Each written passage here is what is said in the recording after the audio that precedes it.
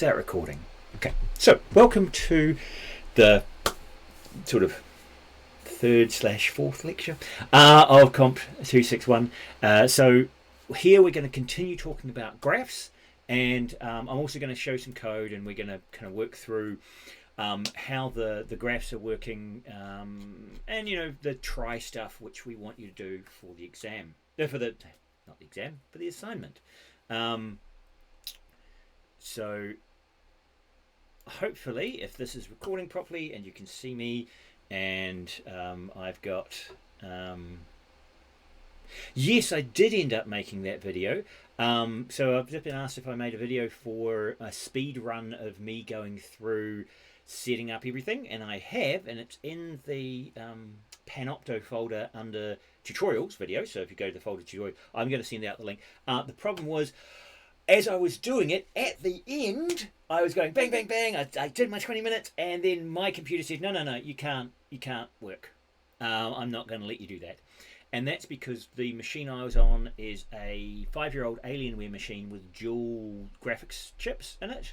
And so its graphics hardware does not like JavaFX in the same way that the M1 Macs don't like JavaFX.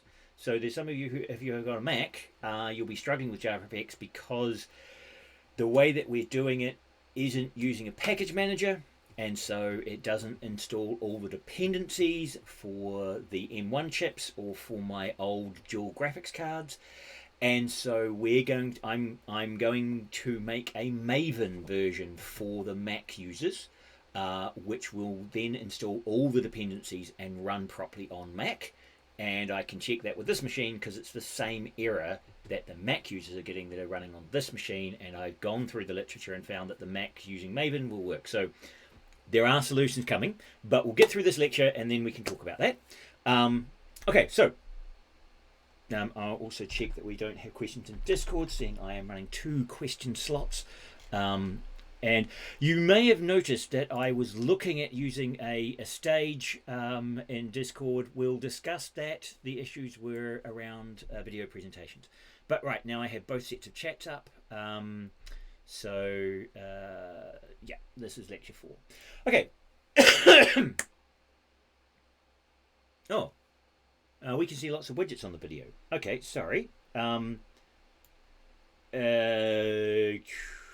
Can I get those off screen for you? Does that make them go away? Have I got them all? Okay, great. Sorry about that. Hopefully that's better. 2 more. That one. And that one. Haha. Now we're all good. We're doing all just trying to be responsive. Okay, so the outline. I'm going to talk about how we use the graphs and how we use the canvas and UI nodes a little bit, and then we're going to talk about coordinate systems, the redraw with zoom in and out.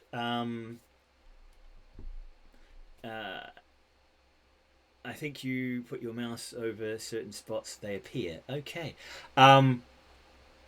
We'll see how that goes. And playing with multiple structures and thinking about how different structures work. Okay, so we're going to go into graphs and different graph structures, and also cover the trie, which is required in assignment 1. Okay. Now everybody can see me perfectly fine at the moment. We're all good. Great. Okay. So, as I mentioned last week, JavaFX enforces, or doesn't enforce, it highly encourages, emphasizes a model view controller structure. Now, I was going back through Comp 103 notes and looking at what you'd learnt there. And in Comp 103, you had learnt to have each object know how it draws itself. So the object would kind of, you'd say, hey, draw, and you'd pass the draw command down through an object structure down to a leaf object, and that object would go, I know how I draw myself, I'm a circle, and it would put itself on screen. Right? Because the graphics context would be passed all the way down through the structure. The leaf node would go, hey, I'm going to draw myself. You draw it, and then it would come all the way back up. So when you added data to the system, you also had to make sure that that piece of data knew how it was displayed. There's been a move away from that model of having each object deal with all of the things related to that object to more of a separation of data from processing.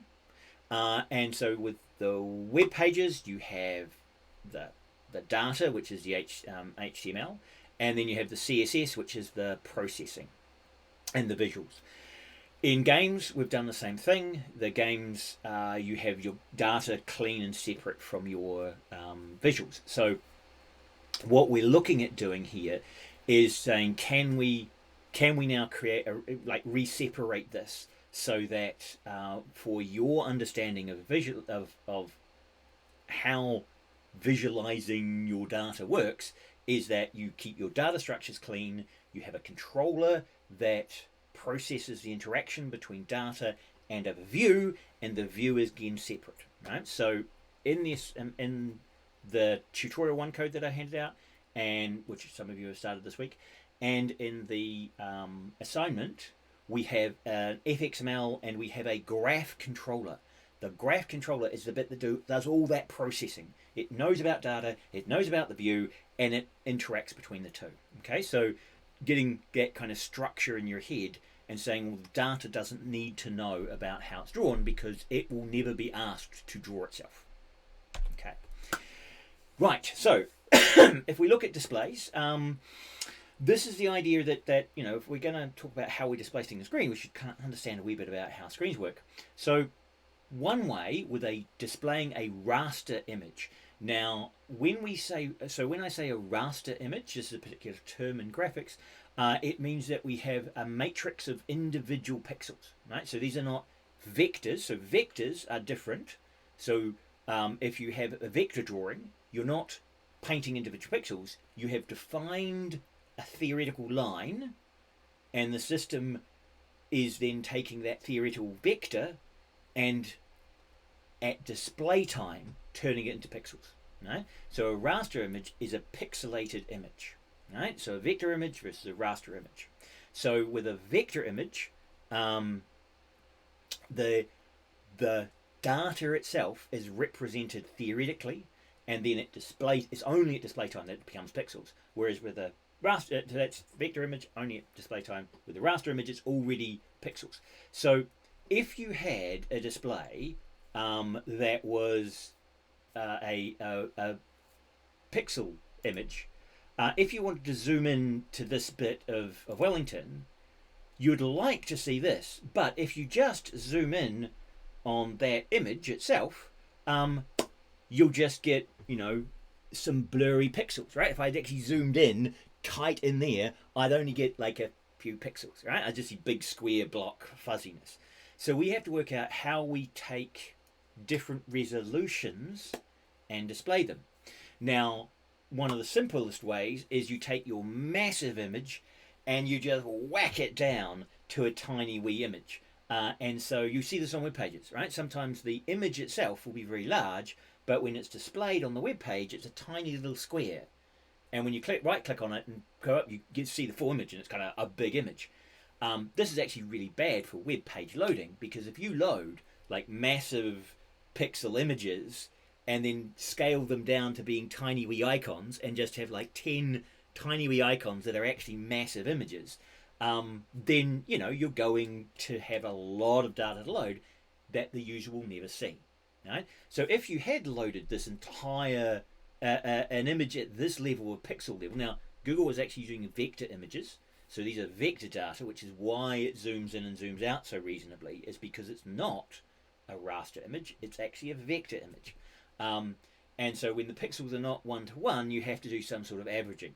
Google uses a much more complex system where it actually are using combinations of raster images at different levels as well as vector data. So what you see on the left there is, on the far left there, is a raster image of the landscape. But then when we zoom in, we actually get a vector form. Right? And certainly when you click on the overlay, when you do the satellite overlay, you're actually getting a raster overlay. which is why it stops you zooming in at some level, because it says, well, I just don't have resolution at this level. Right? I don't have the pixels I can draw at this level. If it was vector, you would be able to go all the way in, right? And so you can you can zoom all the way into a vector until you just see one line, because it's a vector. It's not using pixels. Okay, so raster images have to deal with zooming in and out. So when we're displaying our graph, we're doing vector images at the moment. And so when we zoom in and zoom out, we have to think of what approach we're going to use. So if we go, we're going to zoom the display into our pixels, and I've got my assignment 1 here, and I'll just open the solution. I might have to flick across to sharing screen so that you guys can see that.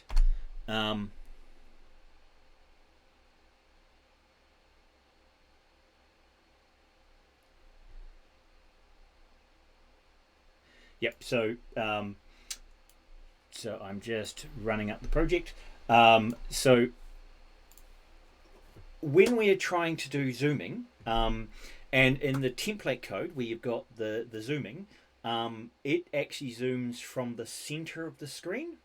But when we look at zooming in and out, we've got to think about a simple approach would be decide which is the simple approach which we're doing for the assignment is, when you're in this situation and you've got a whole bunch of stuff that when you've zoomed in is going to be outside of the area, then you could decide, well, I'll only draw nodes that are inside what I can see, and then decide where those are going to be drawn on screen, and links that involve any node that is on screen. The problem is if you only draw nodes that are on screen and you have a link from a node on screen to a node off screen and you don't draw those, what happens is when you see the area, suddenly the edge nodes disappear off the side and you go, oh, all the edges have disappeared. And it's kind of, well, that's not really zooming anymore, it's cutting out things. You would have seen this if you played games sometimes. We call this popping, where things pop out when you or pop in as you get closer to them. Suddenly they become drawn and they kind of pop. So if you want to avoid popping, you've got to actually draw past the edge of the screen things that are going out of the screen. Now, if you are going to do this, yes, level of detail, excellent. If you're going to do this kind of limiting what you do, then you need to find a way of finding where the screen is, finding where the relationship between your conceptual model, all those vectors, and your screen is. I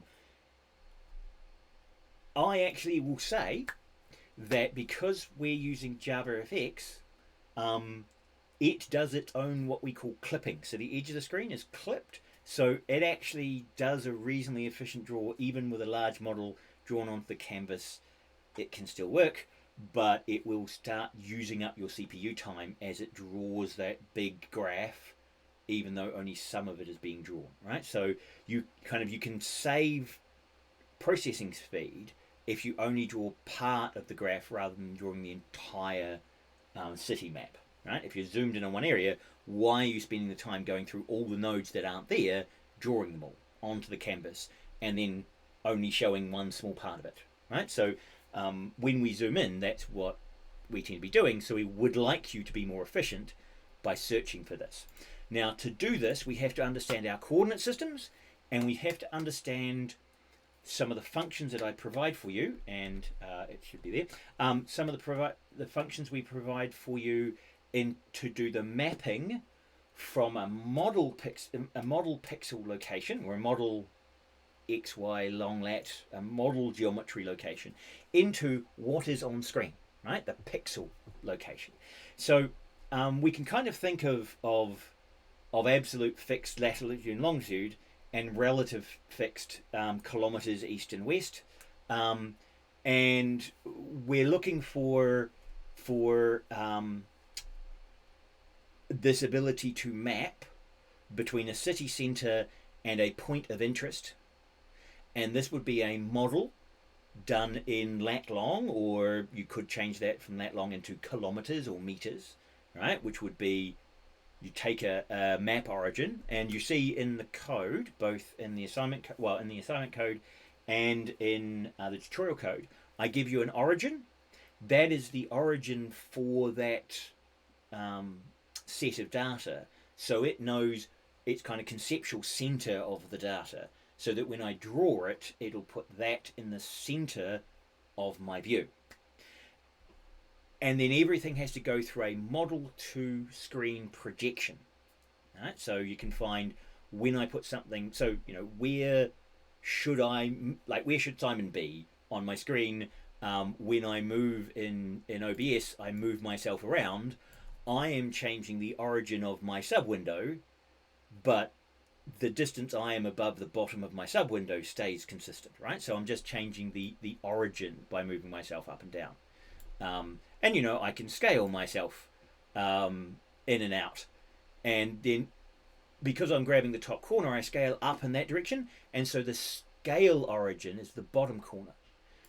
If I grab the bottom corner and I scale, then I use the top corner as the origin, right? Because I'm going to scale down to that point. So these are using different origins for the scaling.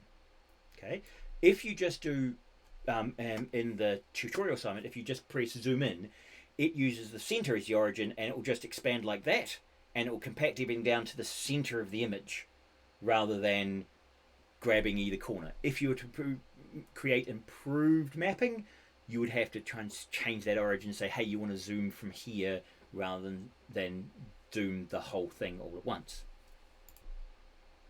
Okay. So this model to screen is a really important function. And to do this for the model to screen for our data, for example, if you were modeling a 20 kilometer by 20 kilometer section of the city, then you would have the size of the display, say 800 by 800 pixels. If that's, I think we're actually 800 by 500. But if it was 800 by 800, then each pixel is 800 pixels divided by 20 kilometers, so there's 40 pixels per kilometer. Right? If I've done my maths correctly.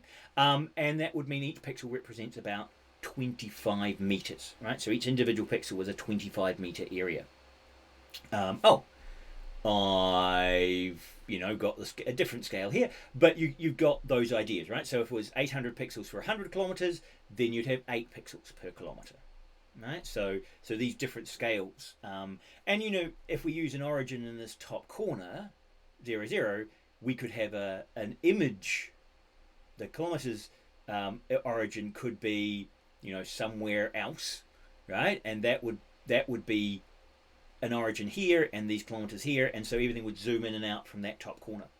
And if you look at the code that I use for zooming in the tute, you will see where it adds and subtracts the origin in the model to screen calculation. That puts the origin, instead of being up in this top corner, to being in the center of the screen, right? So it goes into the center of the screen rather than sitting in that top corner. We can play with that. I can show you how that works. And you can see here where I do this map canvas get height over 2. That is the bit where I move the origin of the model onto the center of the screen. Sorry, PKM, that's pixels per kilometer. If our window has a different height and width, should PAM be relative to width or height? PAM. Should pixel per kilometer. Usually, it would you could squash and stretch things, right? So yes, you could make different relative scales. And in fact, you'll find if you have a look at the assignment code, there is up the top there, I have a ratio and it's the ratio of lat to long. Because of the Mercator projection, the actual width is supposed to be narrower. So when you draw it without adjusting the x differently to the y, you make Wellington fatter, right? And so you make a big fat Wellington. But because when you look at the actual projection, it needs to be about 70% of the width. So you have to actually scale it down. Go, oh no, you're actually tall and thin. And so that's actually included as a factor to scale the two differently. So normally you'd think of pixel per inch as if you had square coming in, square coming out, you would use whichever one is the larger, right? Because you would expect 800 pixels to be 100 kilometers away, and therefore 400 pixels to only be 50 kilometers in height, right? So your pixels per kilometer would be locked in the same. Otherwise, you're going to have like nasty stretching issues. Okay, so we're going to so we're looking at data structures here, and we're transforming xy kilometers, say, if we're thinking of xy, into 0.2D UVs. Now, unfortunately, in the way that and the way 0.2D works is actually uses x and y as well, which is kind of why, if you look in the assignment and you look at the data structures that I'm using, I actually force the lat longs to have their own geographical information system point, which is a lat long point, not an xy point, because it keeps logically the model data of lat long separately to the model data of xy, because when you're having to do this transition from one type of data to another type of data, if you store it all using the same names, it becomes very confusing, which is why you see here we have, if we're doing a point of interest x dot y going to a 0.2D x dot y, we would have a problem, right? Now this should, and I do appear to have got this wrong because I should have used y here, but it's not used in the actual code. It uses xy and 0.2D, and so that's why I moved my graphics to lat long. My data in the model is using a GIS point with lat long, and I use 0.2D, which is a JavaFX class, right, which is definitely a graphic class, uses xy. So when I go through this code, right, to generate my model y position minus the origin position times a scale, right? So this is saying how far away are you from, if we go back here, this is saying I've got an origin, how far away from that origin are you? Right, so that's what this does. How far away from the origin are you? And I multiply that by a scale, so how much am I scaling you? And then I move you according to halfway across the, well, let's say halfway down because it's y, halfway down the map height of the canvas. Okay? So that's the distance from the pivot point, right, the origin in the original data, to this x. And then I have the scale, which is the number of pixels. Basically, I scale it up to say how many pixels should that distance cover. Right? So this is why in the assignment the scale is like 4,000, right? Because lat long numbers are like are between 0 and 180, or negative 180 and positive 180. So you've got like 170 and negative 40. If I make you 170 pixels, right? That's tiny if it was 170 pixels. So I need to massively scale it out. And so that's why you see this scale of 4,000 as the default scale. It to take those lat long numbers and turn them large enough so you can actually see them on your screen rather than just being tiny, tiny pixels right in the center. So that's why we need to scale it up from the scale that you've got, which with lat longs is a degree scale, up into a pixel scale. And then once I've got it in pixel units, I then move those pixels to their appropriate location using the map canvas half height, right? Which takes a 0, 0 point and basically adds halfway to make 0, 0 in the center of the canvas window, right? So, and then you can go the other way, where you take a position on screen, you click on something on screen, and you have to work backwards through the same math to get it back to the original image. We want wide, Simon.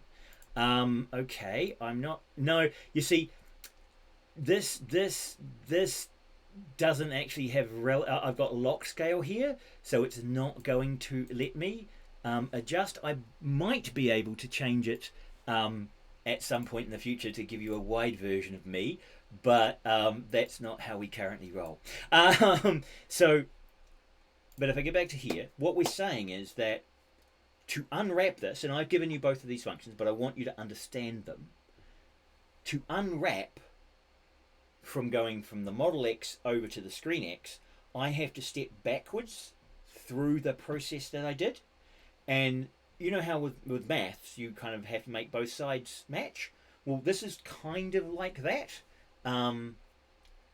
Control drag or alt drag, I think stretches. Okay. Or you're going to make me into something horrific. Nope, it's not that. It's not that either. Nope, it's not in OBS. That doesn't work. So if we have a look at this, what we're doing when we're going from screen back to pixels, we have to kind of do the exact opposite of what we did above. And so the first thing I do is I take the pixel X location, and I actually should have, I've got an image for the other, but you can go and have a look in the code. I take the pixel X location, I remove that map, like do the subtraction of the map canvas to go, oh, you're in the center, move you back up to this top corner here, right? Having been in that top corner, I then scale you, right? Because you were here, so you were here, the map canvas were there, I move you back to that point, I then scale you down, and then I find out where in the model your origin was, your pivot point was, and then I return the X that way. So I wrapped the X up of the model and projected into the pixel space, and now I'm unwrapping that, right? So that's basically the projection and the inverse function. Now, if we look at movement, when we have the X and height, when I'm going to shift things around, so if you look at that code for shift, I can do a translate, and I translate in the model origin. If I translate the origin model origin, I'll move the model, I'll step the model around and step it up and step it down by adding X and adding Y, and the adding Y. So here's a question for you, and I'll see if any of you are paying attention. Should you have Y going up the screen or coming down the screen? What do people think should be the way it works? Where's 0, 0? Is 0, 0 there, and then it's X and Y, or is 0, 0 down here, and so it's X going up in Y and out in X? 0, 0 top left, or 0, 0 bottom left?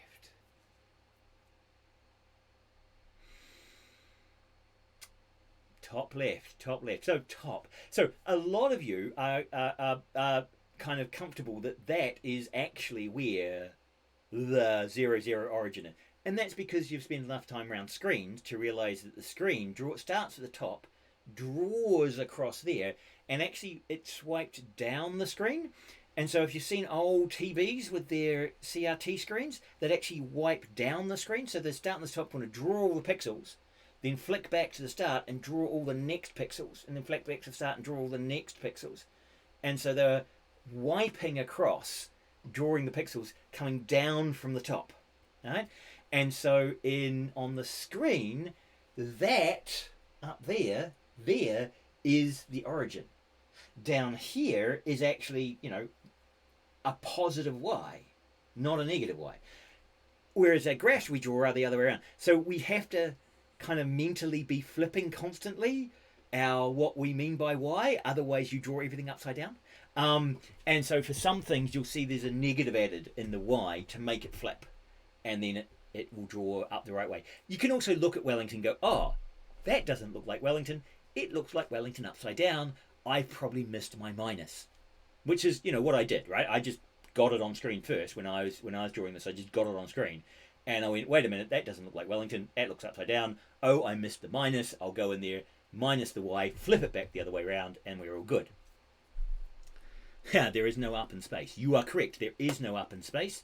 That's entirely a construction that we have. So when we look at so moving around easy, zooming in and out, we have to decide where we zoom from. Now you saw me moving my screen around here, and you could see it zooming and using different origin points, right? So if I go back, so when I grabbed the bottom corner, it was doing this kind of thing of saying, well, now the width is going to be smaller, right, than the original width.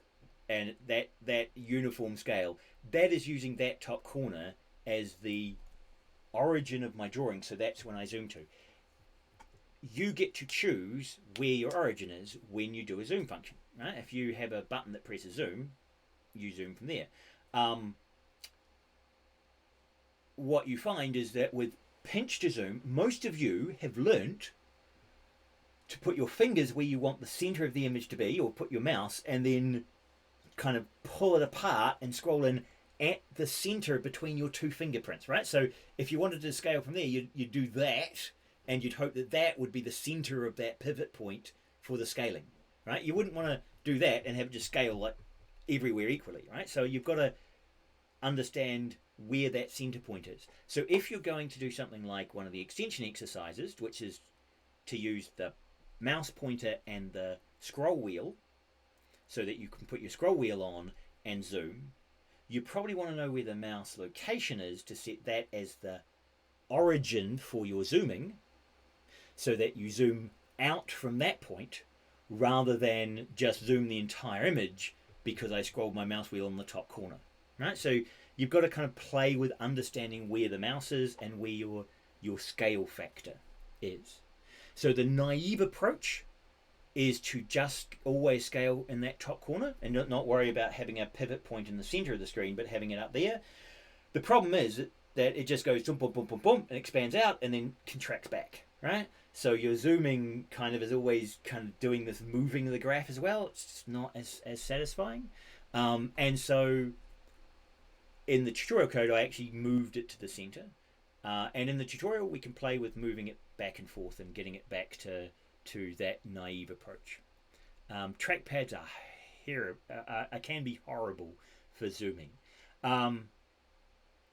So one of the key things here, however, is for all of this, you create those reusable functions. You create the model to screen and you work out how that function works. You get that locked in and you just keep reusing that function all the time, right? Don't try and do it other places. Make sure you do that once and you do it well, and then keep referring back to it. Yes, there is code to the tutorial there, so you should have that up and you can see the zoom code in it. And I'll jump to that when we go to the screen. Actually, if I just do that quickly now, I'll open tutorial 1 code, and if I go source and I go graph controller, now I should, all things considered, be able to hide these guys and change my scene. Let's see if this works. Yes. So here you can see this is the code, and I've got in the tutorial, this is the tutorial code, and you can see here I've got the model to screen and model to model screen X and model screen Y, and I give it a model point, and then I give it and I'm going to give back a point 2D. So here I've been a bit lazy and just used the same in the assignment. I've been a bit cleaner with my data points, but I've got the move and the zoom factors there, and this bit here is where we actually are adding the map canvas width and the map canvas height to set the location of the zooming. So when I run that, and I've got 18 minutes left, so actually I'm only got 8 minutes left. So when I run that and I zoom in, right, it's zooming in on the center of that map. This code zooming into this center bit here. But if I quit that and I deleted this bit and I said, okay, I'll just ignore that and press F5, then it will now, it's now put it off to the side there, right? So I've got to actually move it down and to the right to get it so I can see it, because I had removed the origin, so it was just drawing it in that top corner. And now when I zoom in and out, you can see it's no longer zooming to the center, it's zooming kind of up into that top corner, right? Which isn't really what you'd think of as a zoom normally, right? So you can see how by removing that origin offset, I've got it wrong. So if I now go back to, and let's see if that one works. Yep.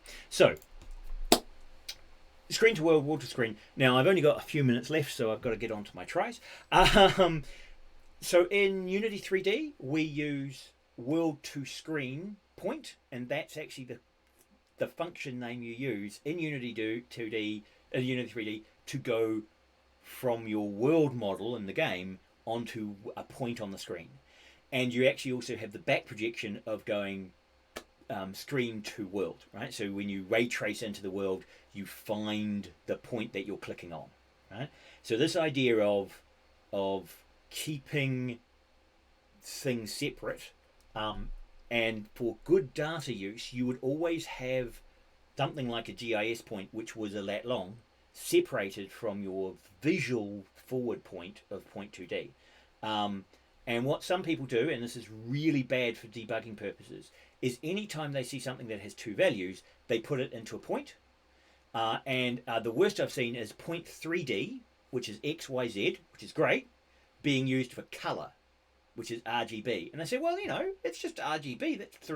That's three doubles. I've got a structure that has three doubles. I'll just use X, Y, Z to mean RGB. Surely I'll remember that.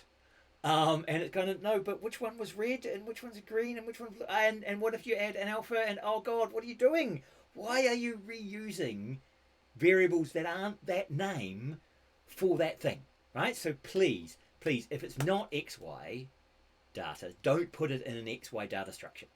Just for my sanity and debugging your code, if it's lat long data, put it in a lat long structure.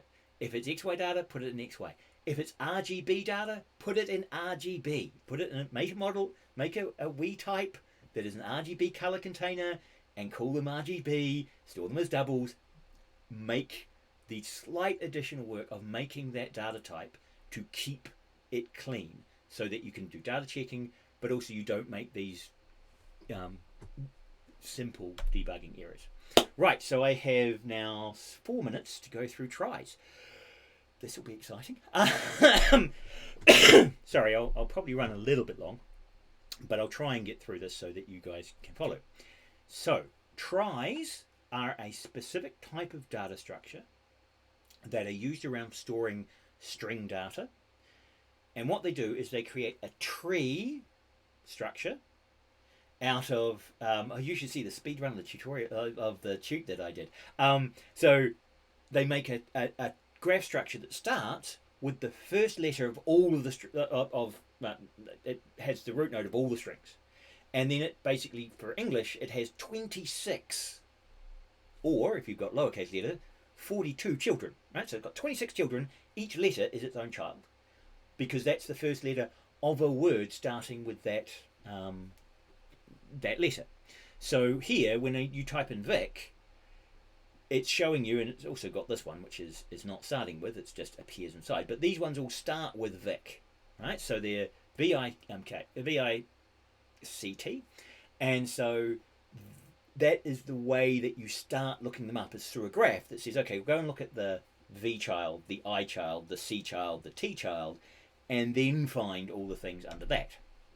Right? So tries are well suited for storing large numbers of names of things that are stored in strings. And because we do a lot of that storing strings, that's kind of the efficient way of doing it. So if we have a look at the data that we've got in the assignment, these would be stop numbers. So these are stops with names. And you can see some of the stop IDs, like this one here, is actually Raro because it's a railway station, not a bus stop. But that's in the data, so you have to manage it. I'm looking at those names. It's an efficient way of storing all of those names, those R's. So if I pressed R and A, this is what I get. And when we're kind of, how many road objects are stored, the cost of scanning them. So when we want to understand efficiency, we've got to know how many these are and, how we've stored them. So there are some possibilities for storing all of this. So tries are one of those. So my first approach was using a hash map because hash maps are understandable to me. Hash map of name to so you give a name and get how you get the road object. So you just have a whole bunch of hash maps with keys, which are strings, and you're done. Or use the trie structure, which does this branching tree structure, which I'll show in a minute. Or you have an array list of all the roads, or a linked list of all the roads. So if we have a look, and we can talk about their complexities, but I'll show you what a trie is, and then we'll talk about, which ones of these are best. Do you have an idea? Do people have an idea of which ones are best? Tell me, and I'll keep going. So this is a trie structure. It's a relatively simple structure in the sense it has a list in it, which is the trie node. It has a list of objects and a hash map of all the children. So you have a list of potentially 26 or up to 52 children of all the characters that could be in the string. Right, so it has the list of all the objects that stop at this node, at this point, and then a list of my children. So if I have a look there, at this point, at the I there, I have no objects in this data that have just an I, but I have two children. I have a C child and an N child. I could have a hash map of any number of characters, but in this case, I only have the C and the N. And so if we have a look at the add structure, now this is all in the handout, so you'll be able to get the pseudocode and start trying to work out how I use this pseudocode to generate the trie for the assignment. And we go through the pseudocode, and what the add does is it sets the node to being the root of the tree, right? So the trie. And then for each character in the word that you're storing, you look to see if you already have a child with that character. If you don't, you create it, and then you move down to that child, right? So it progressively goes down. If you've got to the end of the word, right, end of all the characters in the word, then you can store that object, right? So that then stores it, right? That's where it does the add. To get one, you give it a word and say, are you a valid word in the storage that I put in? And it goes through and says, okay, look for the characters, step down the children.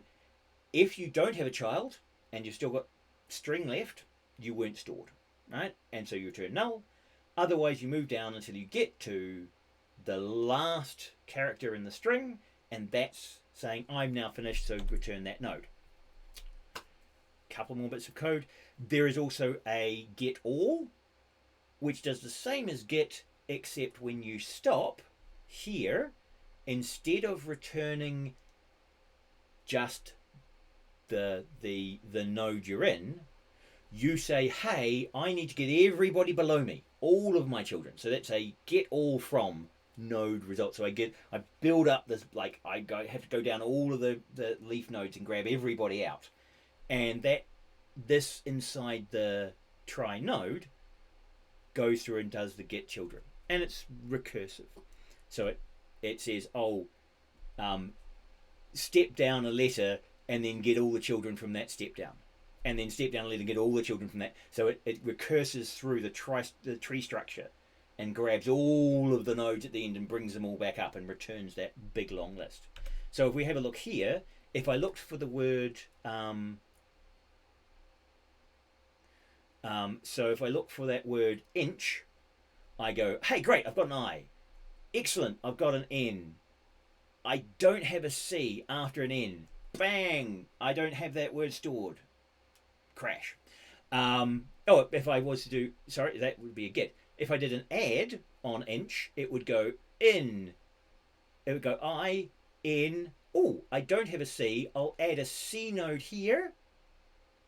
And then I'll add an H node below it, right? So it would create to a child and then another child and store a red dot down here. And I don't actually have that. I thought I'd put that in, but I don't. If I go get for ink, I go I, N, K. Hey, that's great. I get the K back. If I do a get all for he, it goes H, E. Right. Go out, get everybody, grab them all up. So it goes, right, you've got he, that's there. Go and go look for all my children. There's an A and an L. I then find an N and go, right, that's heel, add that. And there's heat, add that. So I get a list of he, heel, and heat. O1 is the trie that it's adding it to, right? So this would be, yes, I think the O1's the trie. That's if I'm remembering correctly. The last thing I'll just talk about, and I know I'm already 3 minutes over because you guys have to rush away at 1 o'clock to other things. Though normally 1 o'clock lectures start at 10 past, so I'm kind of got a little bit of time. I wanted to see if any of this made any sense, so I added nano time, so start time, system, nano time, to before I went through and called in my assignment to solutions code. I went through and was grabbing all the nodes, and I'm doing I'm adding a highlight node, and I'm setting the text of the node string just so I could see what the last thing it did was, and I'm adding to display all of the strings of each stop it finds, right? So here, and it does a kind of cheeky thing of doing starts with, right? This is the really slow way of doing it. You just go, hey, do you start with the string? Right? That means it has to check every string in the Hashmap keys to say, hey, do you start with the search string? And, it will work. It's just potentially quite slow. The trie says, hey, trie, go and get all of the search string. And then with the list you returned, go and highlight it and add it to my list. Right, so this is in the graph controller. So it asks the data structure, hey, give me all this thing. I'll work out how to display it. This was the graph I got from those timings. So you look, everybody is slow at the beginning, except the hash map is kind of uniformly always about 2 milliseconds, right? So the hash map is bang, bang, bang. Wee bit faster there, slow again, wee bit faster there, a wee bit faster there. So the hash map, similar time every time, whereas initializing the tree structure or an array list or a linked list all took a lot of time to get all that data in. Once they'd got the data in, the array list and tree structures were still a wee bit slow. This is after the first letter of Kelburn, this is after E in Kelburn, this is after the L, B, U, R, N. But you do see that as you get longer strings, the trie gets faster. So the trie is faster for longer number of strings, right? Because it only goes down into the structure and then just grabs the ones it needs rather than grabbing everybody and having to process them all, right? Yes, you do use trie given the context of the question. So the last thing, and I'm now 6 minutes over, and I'm really sorry about that. That's because I had that terrible start. But display. Your coordinate system should have a mapping between model data and pixel data. transforming between those coordinate systems is important for understanding how things are being viewed and how to go from clicking on something back to where you clicked on that in the model versus where you clicked actually on screen. And if you change display by scaling, you might have to change the scale and the origin. You can have to play with where those are. Okay. For a trie, you've got some pseudocode there now. Hopefully you understand that tree structure of children.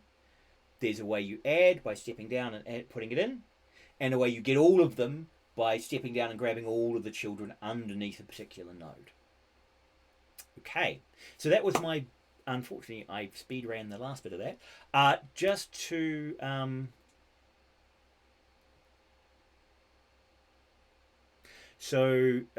the trie is shorter with words shorter. Yeah, so the trie is, well, actually it's not 9 letters. That was actually so if I go back to here, that is actually, this is 1 letter long. This I've got a gap here because the K double up, so I just quickly deleted it. So that's the K, that's the ELBURN.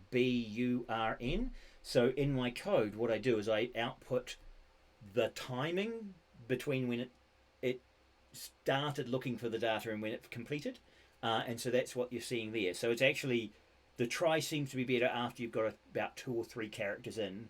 The trie is much faster. Now, if you made the data much bigger, it would be even better, right? Because the bigger you go, and if you had every bus stop in the whole country recorded, then your data size would be much, much bigger. Oh, and I also looked at the data size.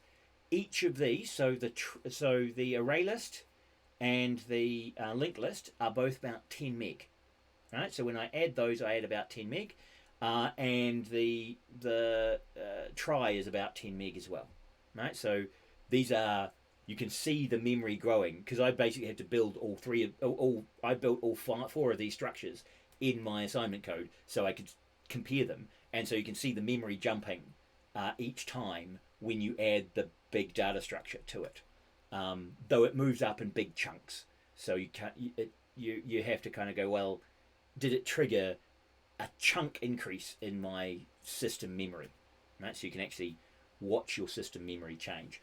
And if I can show you that, I should probably actually just stop the lecture, seeing that we've got 1 minute left. But I can show you. You can ask the system how much memory you're currently using. Then later ask how much system are you using now, and you can calculate the delta of the memory as to how much memory you've added in your data structure, right? Or rather, how much memory the system has had to allocate to your program, given that you've created a new data structure. So storing things in the trie structure is not actually particularly memory hungry, because each character, you're adding a string worth of characters per node, right? Because it's a hash map of characters with pointers. It does add to memory. Yes, it is about, it's probably about 50% larger than than just doing an array list. But it's much more efficient to search. And this is something I want you to think about regularly, honestly. Regularly think about how you sometimes will give over memory to get speed, right? You'll make something bigger and take up more space so that when you access it, it's faster, right? So there are all these trade-offs. And certainly if, for example, in the assignment, if you want something to be fast in all the ways you access it, sometimes what you do is you store it in 2 different structures, so that it's, when you want to access it in a linear fashion, it's fast through the linear structure, and when you want to access it in a random manner, it's faster through the random list, right? It means you've got twice the memory you're using because you're storing everything twice, but you then gain speed. So it depends. Are you limited by the amount of space you have for your program, or are you limited by the response time to the user? Which is why all of your Microsoft tools are so incredibly bloated, because they care more about trying to get you responsiveness than they care about memory. And so they just throw memory at the problem to try and make things faster. Fortunately, as you get bigger, you then run out of space and everything slows down. So nasty trade-offs. Okay, thank you very much. So what I'll do is I will now jump over to the Discord, and I'll continue chatting with people in the Discord. I'll say bye for now. If you want to go and see me, I'll put out an announcement of where the link is, but it's in Panopto. Instead of under lectures, it's under tutorials. You can see my speedrun with my fail on my computer, which I will fix. But if you do everything in the steps that I did, it should normally work for you to install JavaFX and Visual Studio Code. Bye bye. Have a great Tuesday, everyone. So I'll just go here and go here and stop recording. Yes. And go stop screen share. Yeah, I'm sorry that I failed to have that stuff set up properly. My camera didn't work, and yeah. Well, we got there in the end. Okay. Right, I jumped out of that, and if I can come over to here and the lecture stream, I've got 4 of you left in the lecture room down here. Do you have any questions in the lecture stream? Do you have any questions in the chat, or did that mostly make sense? There's pseudocode there for doing stuff, but hopefully when you go and look at the code, you'll see that it makes sense. Oh, and I need to go to there and go there and go